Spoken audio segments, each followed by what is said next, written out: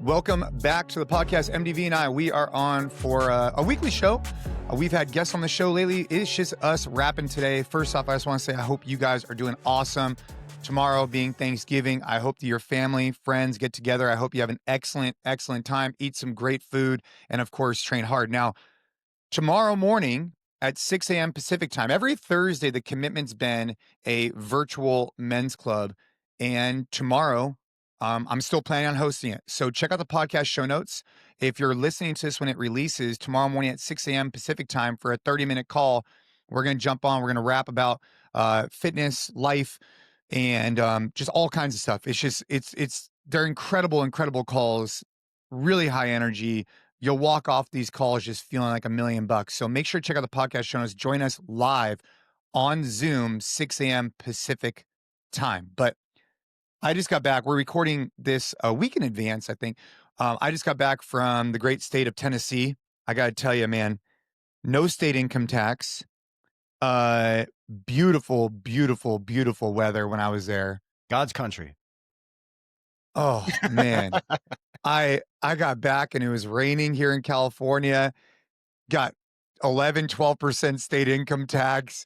That I'm just atmospheric river messed everything up here. I'm just like, what is going on here? But I got to hang out the crew over at CrossFit Mayhem.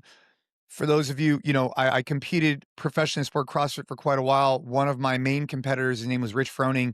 Got to go out there, go hang out with him. We're going to be doing some cool stuff with them and worked out. So today we're going to talk a little bit about training and about what that experience is like.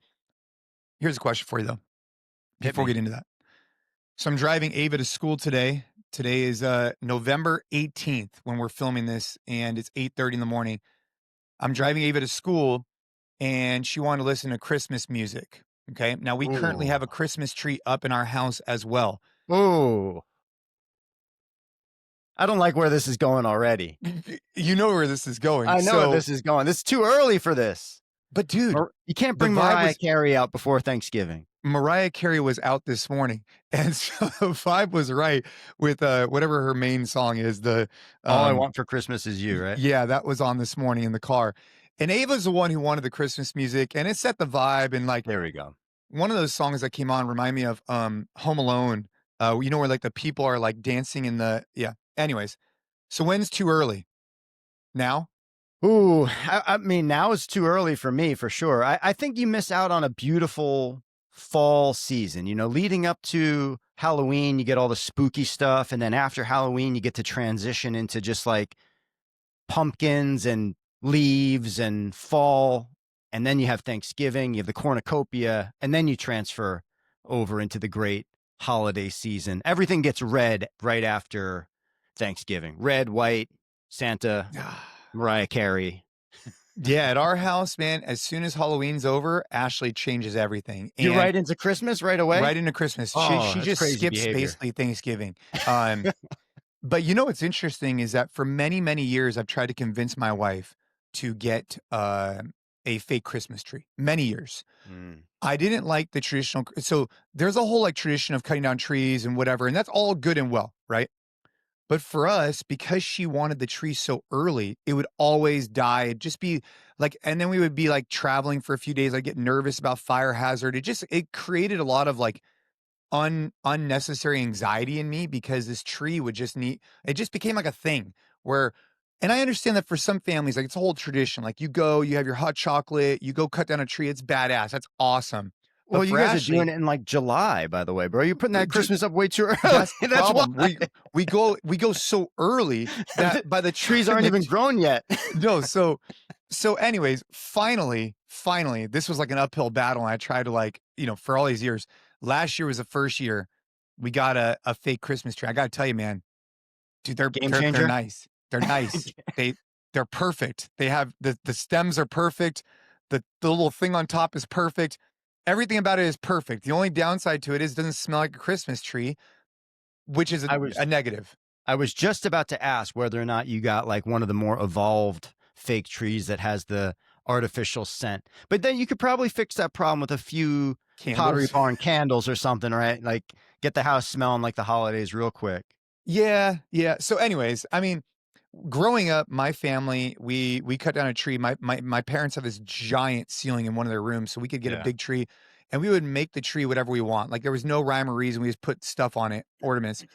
Um, Ashley for a while was all about a real tree, but with like very methodical, like all had to look clean and like whatever. And then now here we are these years later, and she's like, screw it. The kids have their own stuff that we put it on the tree, and then but it's a fake tree. So anyways, we have it up in the living room. So Liz It's made sure to the Liz spirit asked me that about it. matters. It's the spirit. Yeah, I was doing burpees the other day in the living room, and Liz sent me a message. She's like, "You already have your Christmas tree up?" I'm like, "Yeah." Like after Halloween is game on with Ashley. That's too funny. It's a little early for my liking, but I can get down with it. I like Christmas music a lot of nostalgic feelings. Yeah, it's the All-time vibe. favorite Christmas movie, Jason. What do you got, real quick? I mean, What do you Home got for Alone.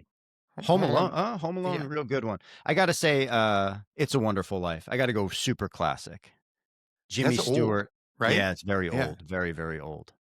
Yeah, I mean, dude, Home Alone is just like classic. I could watch that multiple times. You know what else is classic? So I've been traveling a lot, and like I said, I just got back from Tennessee. I will be talking about that.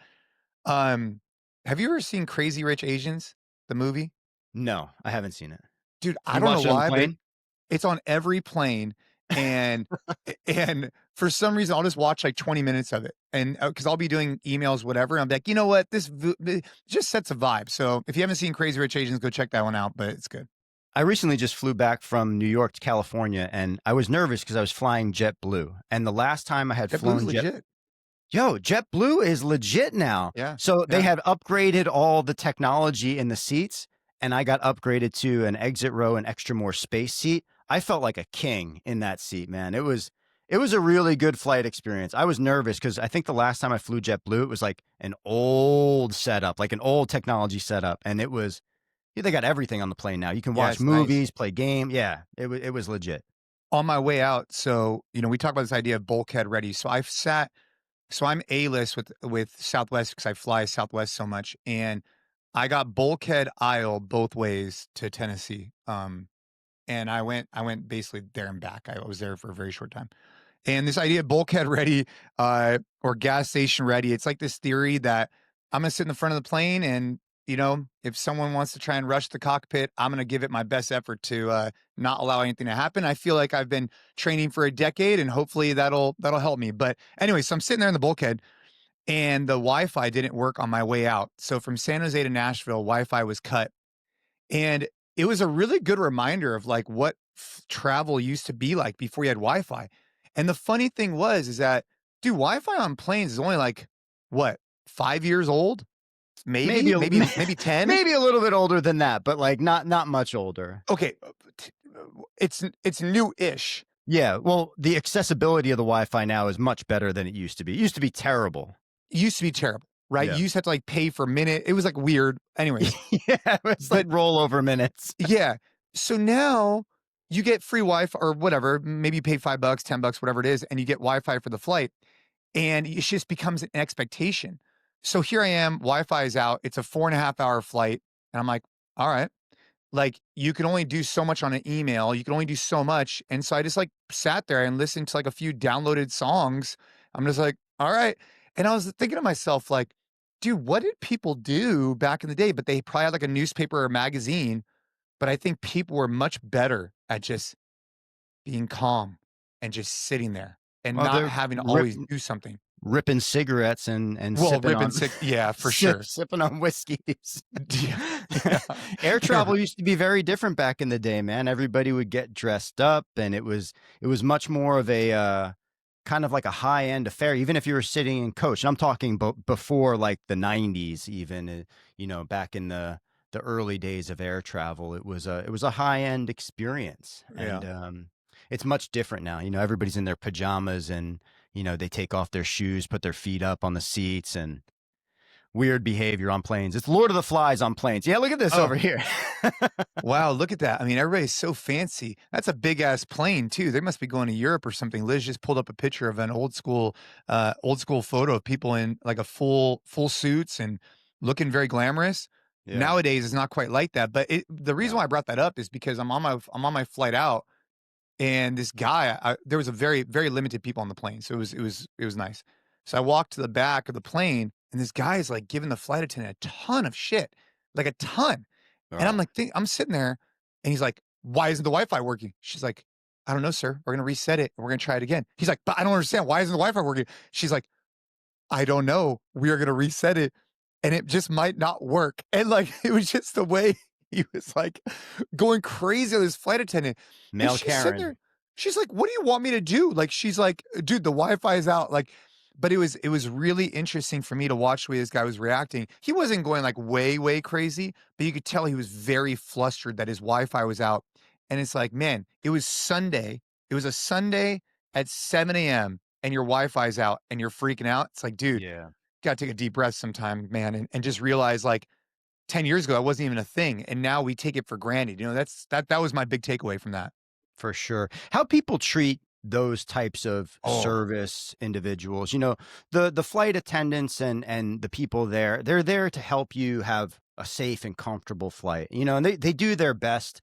Sometimes maybe they get a little jaded every now and again because they have to deal with thousands of people all the time who probably a good percentage of them have a bad attitude when something doesn't go their way. And like, it just goes to show you, man, like just a little bit of kindness, empathy, understanding for those people, man. And how little emotional control when you're reacting like that to something, it's a yeah. sad eh, state of affairs. I mean, he didn't go crazy, but it was enough where I'm like, dude, come on, man, bro, like just chill. Like the Wi-Fi is not working. Obviously, they can't do anything about it. They're gonna reset it, of course, but nonetheless. So I get to Yeah. Tennessee. Um, we so Tennessee is a very, very beautiful, beautiful state. And where Rich Froning lives, he lives on probably, I don't know, at this point, he probably has like 200 acres and they have like a 45 farm. minutes outside of Nashville about. Yeah. And they have this farm. And so they have cows and all kinds of stuff. And it's just a completely different environment. And it was great. You know, the gym was rocking and they got a lot of really good things going on there, but some things never change, man. Rich just he loves complexity and he loves CrossFit and intensity, and that's exactly what we did. I mean, it was pretty funny. You got a heavy dose of CrossFit while you were there? I wouldn't call it a heavy dose compared to what we used to do. You know, when I used to go there, we used to train hard, hard, Yeah. hard, hard. This time we were doing a podcast. We went pretty long on the podcast. So we didn't have a ton of time. And so we ended up doing this rope climb, bench press, run workout, which was great. I don't rope climb as much anymore. So like my gift that I got from Tennessee is a rope burn on my leg. And I knew it was gonna happen, you know. I didn't wear a leg sleeve on it just because whatever. When was the last time you climbed a rope? Probably not in a I, couple of years, maybe. well, no, well, no. So I climb a rope. Okay. I've climbed a rope Do you know how to climb a mainly, rope anymore? yeah, mainly for demonstration purposes. So like I was at the sheriff's department the other day and we were talking about technique on rope climb. And so naturally I wanted to show them like how you pull your feet up to basically your face. So I Mhm. did climb a rope then. Before that, no. But you know, it's funny, man. We're doing this workout. So this workout was 3 rounds in partners. So Rich and I were partners, and then Rory and Austin were partners. And you start off and we ran like 700 meters. Like that's what he said, 600 or 700 meters, whatever. Turn around, whatever. You do 40 bench and 10 rope climbs as a team. So like I started on the bench each time, Rich started on the rope, and we broke it up, whatever. By the time you're done, do 3 rounds in, that's 30 rope climbs and 120 120 bench. bench split between two people. So it wasn't like crazy, crazy. But dude, this rope that he had is high. And so we get in there, Bro.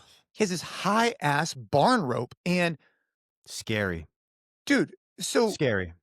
yeah, so when you get to the way his barn is situated is like 2 feet from the top, the rope changes from like a normal nylon, whatever rope, manila rope, into like one of those ones that's like braided at the top for like Mm. maybe, I don't know, a good foot and a half. It's braided at the top of it, right?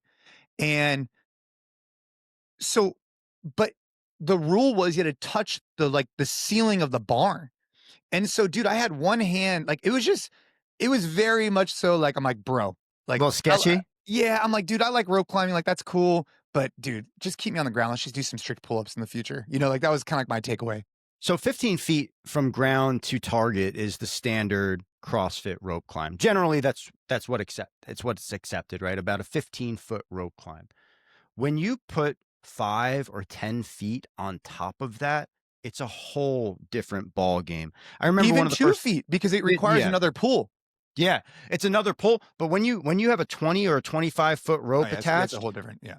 bro, we went down to when I was training at CrossFit New England way back in the day. We had lower ceilings, but they were 15-foot rope climbs. We went to CrossFit Southie, and they have a vaulted ceiling, or used to have a vaulted ceiling in one of their gyms because they had multiple kind of facilities at the same spot.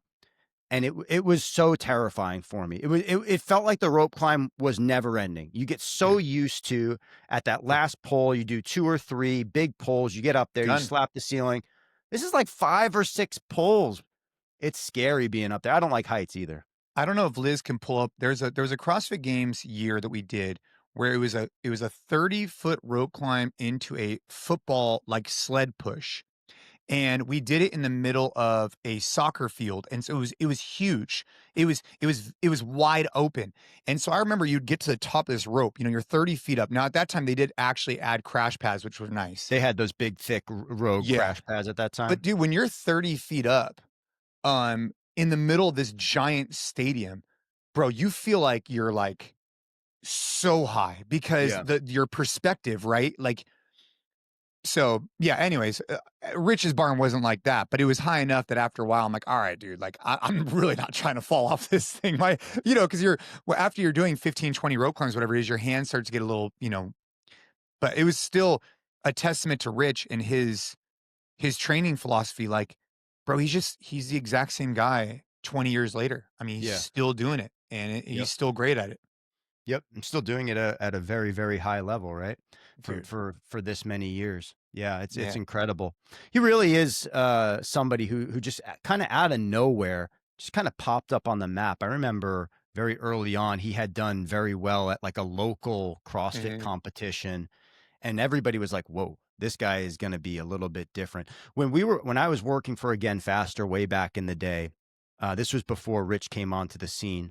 We would debate whether or not there would ever be a repeat champion ever at the CrossFit Games because we just didn't think anybody at the time had all of it put together in a way that they could do it multiple years in a row, that the tests would be so tough and so diverse that there would be holes that would be found somewhere and no one could ever repeat as champion.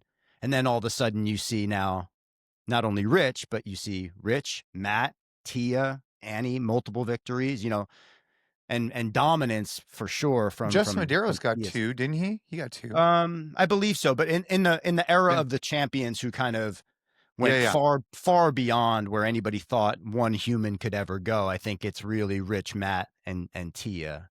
Well, yeah, Those Tia, I three. think she's like on 7 or something. I mean, dude, it's crazy. Yeah, But I think she just announced that she's she's having a second baby. second baby, Yeah. and if she comes back again and wins it, I don't know. They're Dude, I don't know. superhuman, bro. Yeah, there's something going on there. But yeah, man, I mean, dude, it was a great experience. I think from a workout perspective, just, my interests have obviously changed and evolved. But the heights thing, it's so funny. While we were out there, we actually brought this up on a podcast. I don't know if we actually talked about it on the podcast. We talked about it before or after when we did the Navy SEAL O course with the CrossFit seminar staff. There was I want to say it's 50 feet or 60-foot cargo net at the Cargo Navy nets are SEAL crazy too. O course. And we talked about this because I was terrified. It was so high. They let us go on this Navy SEAL O course. We were able to go on anything we wanted except for 2 things. The slide for life, which you might have seen like in movies and stuff, where like you basically go up on top of like this castle. It's not a castle, but you know what I mean. And then you slide down the rope, right? And you could slide down it on top of it, or you could turn backward and go down backward, right? Yeah. But the thing is that the rope is so tall, so high that if you fell off that rope, I mean, you're cooked. Like you're cooked. It's not going to be good. The other one that we couldn't do was the cargo net. So I just figured like we weren't doing the cargo net, we weren't doing slide for life, all good. Well, after we were done, they lined us up as seminar staff and they said, "Hey, if you want to do this cargo net, you can." And I tried to like act cool and just like kind of go play it off in the background, just whatever. But at the time, it drew some attention. And man, I climbed this cargo net and dude, bro, when you're going over the top of a cargo net, I want to say, I mean, I don't know if Liz, if she can look up, I want to say it's like 50 feet. I could Google it too. The Navy SEAL obstacle course, I want to say it's like 50 feet. When you Car- get to the top and you go up and over the top, yeah. bro, Cargo dude, nets are no joke. They are very, very difficult. If you've never been on a cargo net, if you think you know how to climb rope, you go, "Oh, I could probably figure out how to do this." The cargo net yeah, is a 50 feet. whole different beast, especially if the cargo net at the top is not a static cargo net where it kind of moves back and forth. Yeah, look at this thing. Look at That's this thing. wild, man. Okay, can you zoom in on a picture, Liz? Let's see.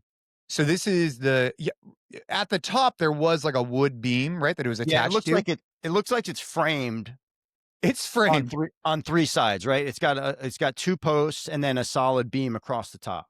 Yeah. And that in some way, I don't want to say makes it a little bit easier, but like it's not moving back and forth as you're climbing this thing, but still the amount of coordination that you need between both hands and both feet. And when you're climbing that high, it's pretty And it's a crazy. sway, bro. Here, no, this is the Well, CrossFit that's Games the one. CrossFit Games Yeah, cargo but net. that was like 20 feet. That one wasn't. Oh my Ooh, goodness, who was yeah, that? that was when Vellner just fell right Was off the that top. Vellner? Yeah, Oh my god, dude. yeah, he fell right off the top of that. But YOLO. dude, I just remember, the thing about that cargo net is that the wind started to have it, uh, sway, and so you're like 40 feet up before you get to the top, and it's swaying a little bit. Like it has some movement. Hmm. And Andy Stump is up there just chilling, dude. Just he's sitting up there just relaxing like it's nothing and just heckling everybody.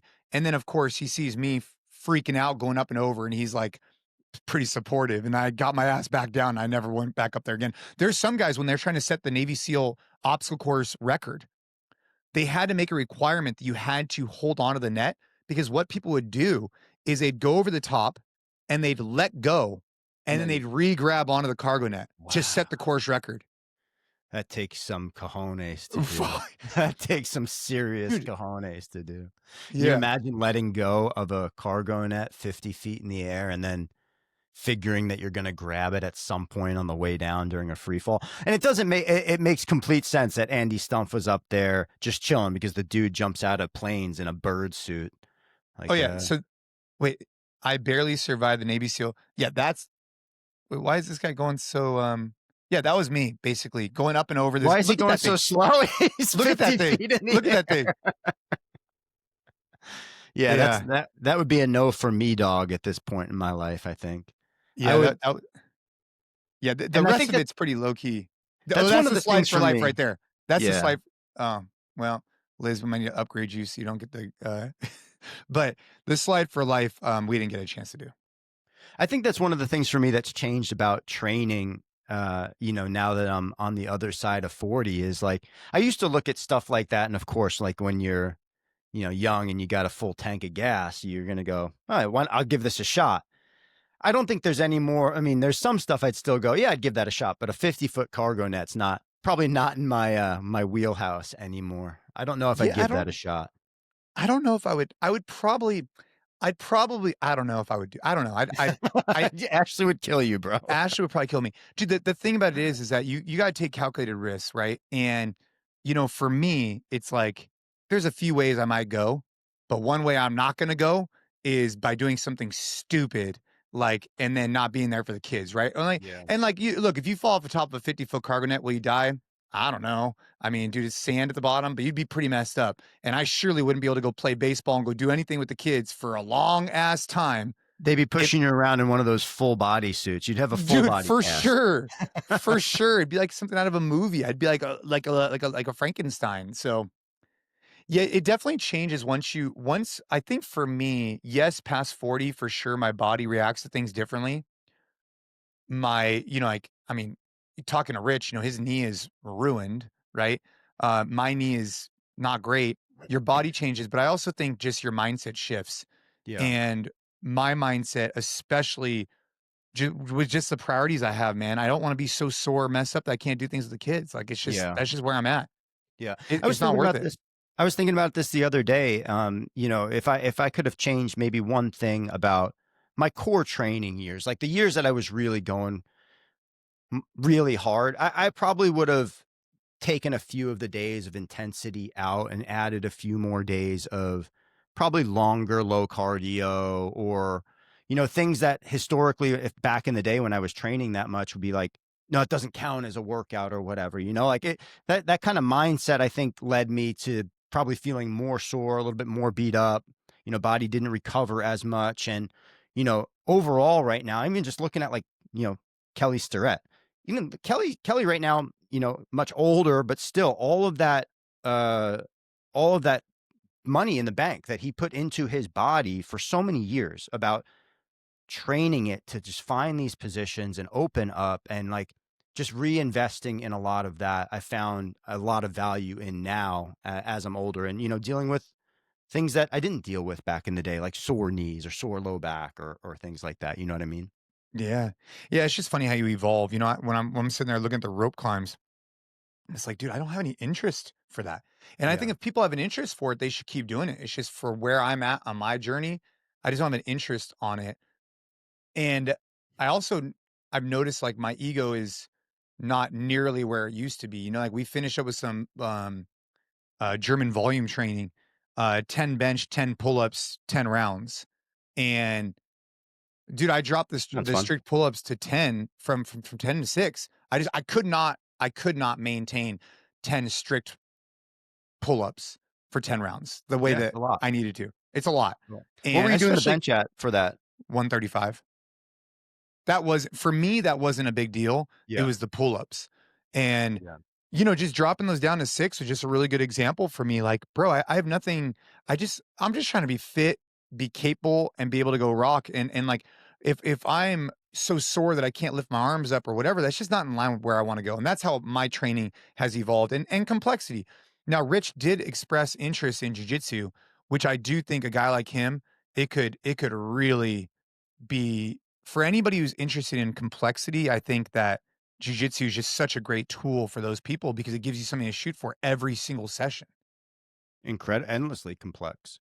Dude, It's endlessly complex, but also can be very simple, very fundamental, and mastering the basics. But, talk about a game that is completely leveled on at every single corner. There's new levels to be found. dude. What I Yeah. told Rich is I said, "Hey man, you're going to react to this in one of two ways. I think I know the way you're going to react, but I'm just letting you know that after your first couple of sessions, you're going to react to it one of two ways. One way is going to be like, dude, this isn't for me. Because it's uncomfortable, it's hard, it's you're gonna feel like a fish out of water. The other one is, wow, like I'm uncomfortable. This is hard. I just got my ass kicked by whatever. I want to get better, and I think for him it's gonna be the latter, or the latter, right? I think he's gonna The react in a second way one's where the ladder. yeah, yeah. I think he's gonna want to get great at it, and I think it's gonna be a really. So I recommended doing privates for him. So we'll see if Rich's jujitsu journey kicks off. It was a great way for me to get started. I did about, a series of 10 to 20 privates, and found Great. that it just gave you, while taking the introductory classes at the time, and it gave me a lot more confidence, because if you're only going a few times a week to the introductory classes, you necessarily forget a lot of the things after the first few classes, and you're kind of like a fish out of water longer than you might want to be. And the privates just really helped me in particular ask the questions that I need to ask in a very like easy one-on-one environment, drill the positions I needed to drill. I found that was a fantastic way to start jujitsu. Interestingly enough, Jay, there was UFC events this past weekend, and both of the title fights, it was there Islam, was right? Islam Makhachev versus Jack Della Maddalena for the 170-pound belt, and then it was Shevchenko versus oh, what's her name? The young Asian powerhouse. I forget her name off the top of my head. But both of those fights were essentially one athlete dominating the other from the top position and holding a world-class mixed martial artist, a grappler, on their back for 20 plus minutes. Really? I And didn't watch any of it. the So fight, I mean, from a viewer's perspective, those fights are kind of, I don't want to say boring, but there's not a lot of standing up and striking. It was all ground control. And it just goes to show you that, like, somebody who is good at grappling or jujitsu in a way that is levels above even the world's best, it's complete dominance. It was like a master class for both Makachev and Shevchenko, just completely dominating the other athlete to the point where, like, their faces are just smashed against their chest the entire time. mm, And really, that's the power of jujitsu. Yes, like, obviously you're positioning your body and your opponent to move into a place where you could submit them, whether it's joint break or stranglehold. But in most cases, especially if you're applying jujitsu in a situation where somebody is attacking you, you're trying to just dominate that person to a position where you can control them. yeah, And the control was on full display at the UFC this past weekend. I got to go check it out. Yeah. I didn't keep up with it. I knew that he won because I saw DC shared something. I also saw there was like a brawl in the stands, and Yeah. Dylan Dylan Jane. Danis was famously Conor McGregor's jiu-jitsu coach and world-class shit talker. And he He got, got he's kicked out of the UFC fights forever, right? yeah. Like, wow. Yeah. Huh. I don't know enough about it, but yeah, it just sounds like they just went there and just started a bunch of beef. And you know what's interesting about keeping up on this stuff? So I'm sitting there with 4 guys yesterday. I think this is a really great perspective. So I'm sitting there with 4 guys recording a 2.5-hour podcast, right? Rory, Oh, that's Austin, long. Meliolo, um, Rich, and myself. We've all been in the CrossFit space for a very long time. We all worked for CrossFit seminar staff. We all we all have a very similar background. So we had a lot to Yeah. talk about. So we're sitting there and we go and we work out and we come back. And at the time, Rich had posted something on social media just saying that we were together, whatever, right? And what I found really interesting is that have all 4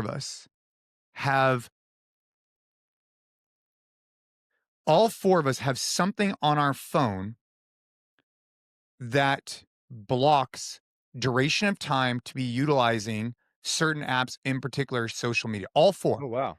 I found this to be very interesting. Each one of them used this other app that I guess is like much more difficult, but each one of us had settings on our phone in some way, shape, or another to reduce and limit time on platforms that we don't feel are gonna like, like. And so I started asking myself, like, I was like sitting on the plane. I'm like, dude, that's so crazy. It just happened to come up. Like, Rich has this one thing on his phone where he's allowed to open an app like 5 times, and he's allowed to be on it for like 15 minutes. Mine is that I have a 33-minute or something like that on Instagram. That's it. Like, that's all I get. And we each just kind of shared how we had this, and it really opened my eyes to, like, this is a new problem. Guys didn't have this problem 15 years ago. This is a new one. And so when you're Yeah. talking about the enemy trying to get at you, right? The devil trying to impact your life, the enemy, right? He's the enemy's trying to get you with lust, with, crutches like alcohol, whatever. It's coming at you in all these different ways. But this is a new enemy that we didn't have 15 years ago. Now I'm sure there was other enemies back then. It was very eye-opening to me that out of all 4 of us had this and we didn't talk about it ahead of time. Yeah, it's interesting, man. These apps are designed for you to be addicted to them. And I think that they've made no bones about it in how they've talked about the algorithms and what the algorithms do. And, like, you scroll past one picture of something and you look at it for longer than, your normal scroll time. And then you realize that the rest of your scroll is now that kind of picture, whatever that thing might be. And, the other thing that gets weird about that is I know that I've noticed this. It starts picking up on things that have been like on your TV or you've talked about with other people. And, like, all of a sudden, like you're getting ads about these things on your phone or like your search histories. It's insidious to, you know, making you be on there more. The goal is for you to be on there more and to interact less outside of the app. Yep. Yep. I mean, that's the goal, right? And Yeah. and you can't fault them for that being the goal, and they're going to try and do everything they can. I guess for me, the reason why I found it to be so intriguing is that going back to this idea of like the enemy, I was listening to this one pastor talk about I might even talk about this on the podcast. This guy only travels when he travels, he always has a companion His with him. wife. Yeah. Like always, because he never wants to be tempted by whatever. And you could say what you want about that, but the point I'm trying to make is that he just will not allow himself to ever be put in a position where that temptation will fault him. And Yeah. it's interesting to think about how the phone plays a role in that. And this is a much different conversation, but the point I'm trying to make is that I walked away from that saying to myself, wow, here are four guys that are all trying to be the best husbands, the best fathers, best men they could be.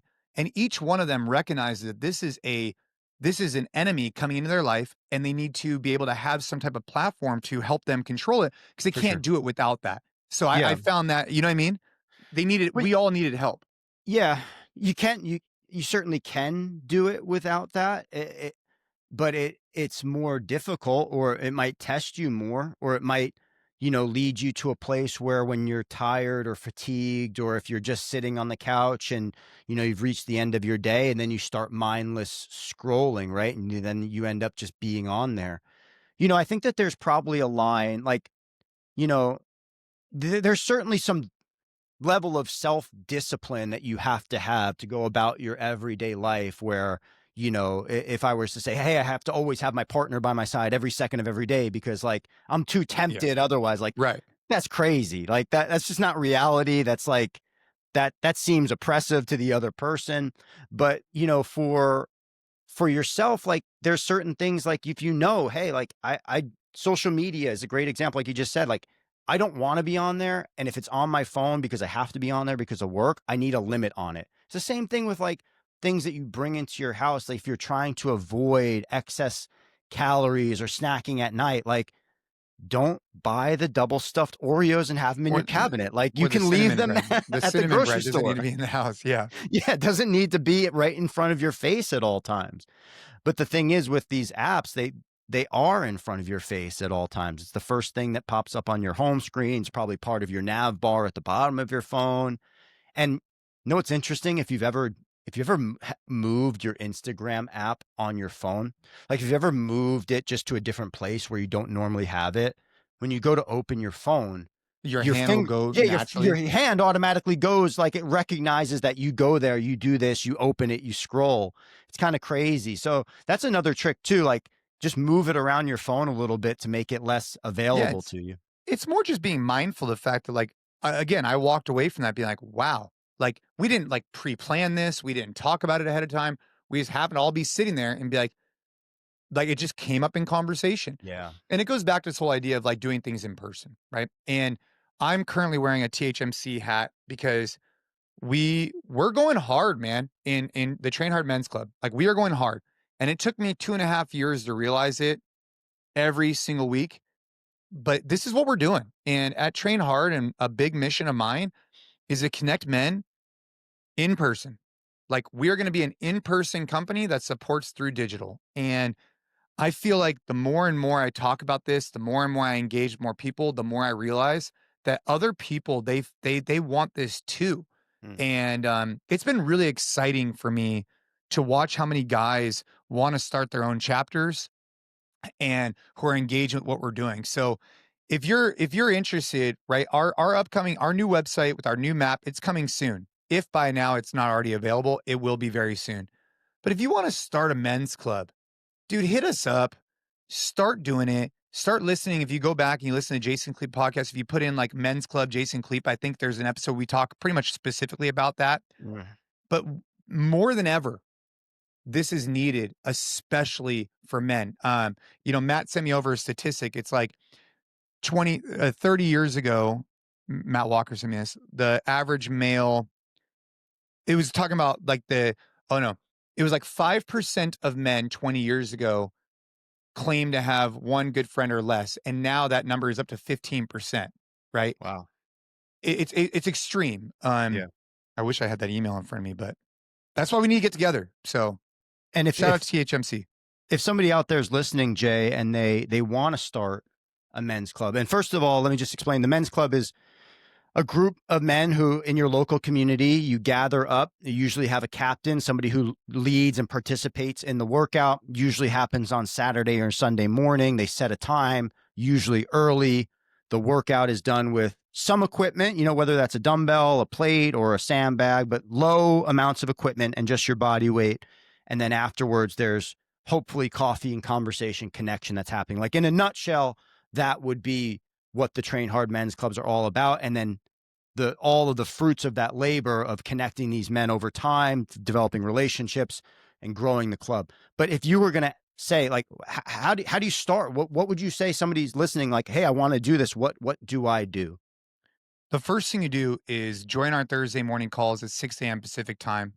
If you can't make that, send out a text, send out an email to your friends, and just be like, dude, I'm going to be at this place at this time. I'm going to be working out anyways. Come Yeah. join me, and just start there. And after a week, 2 weeks, 3 weeks, when you build your confidence, hit me up and we'll put you on our map and you'll be an official Train Hard men's club. All I want to do with these men's clubs, by the way, at this point, I've probably had about 25 calls, 25 captain's calls for guys who want to be a formally Train Hard men's club. And the only reason why I get on the phone with them is I want them to understand what is important to me. If you want to have a Bible study class that also has fitness, dude, go for it. If you want to be a ruck club, go for it. All of these things are phenomenal. If you want to lean into F3, which is another organization, go for it. But we're not going to, at the Train Hard men's club, we're not going to have nicknames. We're not going to just be body weight. We're not going to do rucking all the time. We're not going to lead with prayer. But those things are all powerful. It's just, for us, we're going to lead with a hard fitness component that uses external load, and all that other stuff is going to happen afterwards at coffee. That's what we're going to do. And so I just get on the phone with these guys and just express that. Like, dude, we're about the workout for everybody. Bring a weight, bring a whatever, and then we go do the rest. And if you want to do something else, just do that. You know what I mean? Yeah. The long-term vision, MDV, is like, I want people, when they think about Train Our Men's Club, to kind of have an idea of what that looks like. Very similar to F3. When you go to an F3 workout, you know exactly what that's going to be. I want the same thing to apply to Train Our Men's Club. Yeah. The mission is about connecting men shoulder to shoulder, and fitness is the vehicle. And then afterwards, hopefully there's an opportunity to gather and to share a cup of coffee or, post-workout drink or whatever it is, not alcoholic beverage, post-workout coconut water or something like that. You want to hit a little bourbon in the morning, you do your thing, but as long as you hit up the workout, that's all that matters. Maybe. But yeah, it's really pretty wonderful and impressive about what you've been able to do in Los Gatos. And you grew it literally from, 5 to 7 dudes, just going out for a walk one day to now 100 guys showing up in a parking lot. And the evolution is going to happen for a lot of these clubs. I think that you're going to see a lot of these clubs grow, and you're going to see a lot of men not only participating in the Saturday or the Sunday training, but then also participating in the week-long training that we've got going on, and just building better brothers, friends, compatriots, all this kind of stuff, man. It's really incredible. Yeah, shoulder to shoulder, then the virtual, and then obviously we have a Train Hard app that people can use during the week. But I want to go back to that statistic just real quick. So this is a statistic that One Medical put out. Whoops, I don't know who One Medical is, but in other words, One Medical is like a private primary care organization. You pay like $10 a month and you have access to it. Okay, perfect. So recent survey data suggests the proportion of U.S. men who say they have no close friends has increased about 3% from no close friends has increased from 3% in 1990 to 15% in 2021, a 5-fold increase. And that was in 2021. So imagine what that is today in 2025. And that, to me, is the problem that we are looking to solve through the Train Hard Men's Club. We are going to help people mentally, physically, spiritually, but we're going to help them by not being some guru. We're just going to help them by connecting to another guy who has a different perspective that's going to help open their eyes. That's it. That's the spirit of it. No gurus. I feel like we should put on the website, like no gurus. No gurus. Finding a lot of these gurus out here getting caught up in a lot of crazy stuff. We don't have to get into all this, but what's the guru getting crazy stuff? Dude, I'm not in like pop culture or whatever this is, whatever you would call that. When you give enough power to any one human being over other human beings, you start to see some really not great stuff. Normally, that's the norm. We don't need to get into the tinfoil hat conspiracy stuff on this episode, but maybe next time. The tinfoil hat conspiracy. But no, that the truth is that if you guys, have been listening to this show for a while, make sure to join us on these Thursday morning calls. Yeah. And if you have an interest in starting a Train Hard Men's Club, or if you've already been doing it, dude, hit us up and become an official one. And our website's turning over. We got a lot of exciting things going on. But right now we have like 18 official locations. But my goal is to have thousands of free workouts all over the world for guys to connect. And dude, I don't care if you use a dumbbell, a plate. You know what? You can go to Home Depot and get a cinder block for like, I don't know, $3 and just keep that in the back of your truck and you're good to go every time you want to go hit a workout. It's perfect. Cinder block ready. Cinder block ready. That's going to be, dude, I mean, you know what I mean? That's the key. Yeah. Yeah. I know what you mean. All right. Well, perfect. MDV, good chatting with you. Everyone, thank you. Appreciate you guys for checking out the show. I hope you and your family have an incredible Thanksgiving. I hope your turkey is awesome or whatever you're eating. Make sure to check out the podcast show notes for a link to tomorrow's call and all the other fascinating, awesome things we have going on here at Train Hard. And until next time, see you soon.